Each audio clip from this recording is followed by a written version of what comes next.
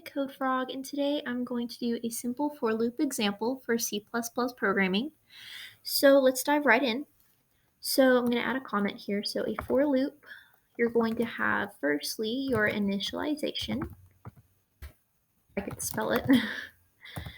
You're going to have your test, and you're going to have your update. And then you're going to have a set of brackets. And within those brackets, you're going to have your statement. And it's going to go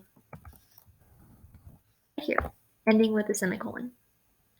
Okay, so what's important to know about a for loop is that the initialization is the first thing to be performed in a for loop. And then you have your test, and it evaluates the test expression. And if that expression is true, then the for loop will go to test 3 or step 3, which is update. If it is false, it will terminate the loop. So depending on what you're trying to do, personally, I'd say you'd want it to be true, or else you might not get the output you're desiring. Anyways, let's dive right in and add our preprocessor directive, which is include IOStream.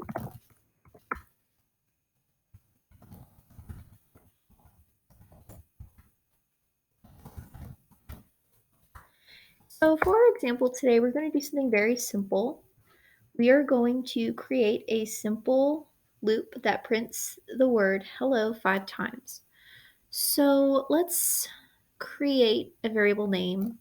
I'm going to choose int count. And we need that to perform our tests in the for loop. So our count right now is going to equal 0.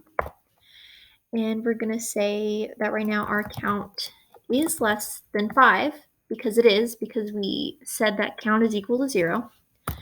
And then we're going to increment our count to 5 so that we're able to print out an output 5 times. Add our curly brackets, like I said earlier, and in between will be our statement.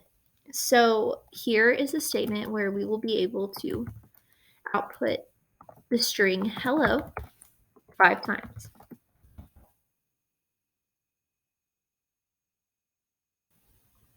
And if I just run that real quick,